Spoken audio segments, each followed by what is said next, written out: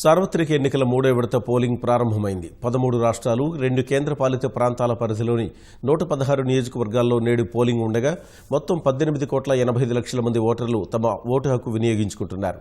116 నియోజకవర్గాల బరిలో నిలిచిన 1,640 మంది అభ్యర్థుల భవితవ్యాన్ని వీరు ఈవీఎంలలో నిక్షిప్తం చేస్తున్నారు.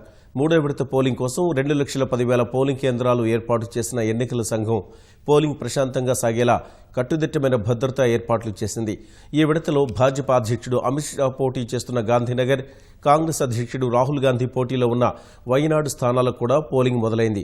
ఈ విడతలోనే లోక్సభలో కాంగ్రెస్ పక్ష నేత మల్లికార్జున ఖర్గే, సమాజ్వాదీ పార్టీ వ్యవస్థాపకుడు ములాయం సింగ్ యాదవ్, సినీ నటి భాజపా అభ్యర్థి జయప్రద కూడా ఓటరు తీర్పు కోరుతున్నారు.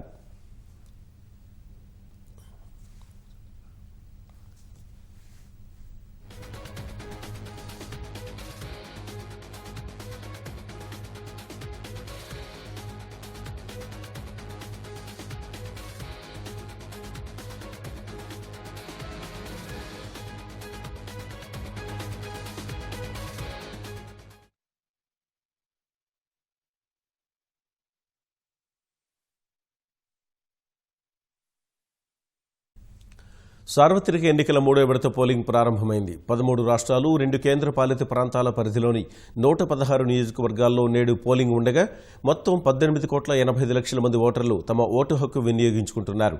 116 నియోజకవర్గాల బరిలో నిలిచిన 1,640 మంది అభ్యర్థుల భవితవ్యాన్ని వీరు ఈవీఎంలలో నిక్షిప్తం చేస్తున్నారు. మూడో విడత పోలింగ్ కోసం 2,10,000 పోలింగ్ కేంద్రాలు ఏర్పాటు చేసిన ఎన్నికల సంఘం పోలింగ్ ప్రశాంతంగా సాగేలా కట్టుదిట్టమైన భద్రతా ఏర్పాట్లు చేసింది. ఈ విడతలో భాజపా అధ్యక్షుడు అమిత్ షా పోటీ చేస్తున్న గాంధీనగర్, కాంగ్రెస్ అధ్యక్షుడు రాహుల్ గాంధీ పోటీలో ఉన్న వయనాడు స్థానాలకు కూడా పోలింగ్ మొదలైంది.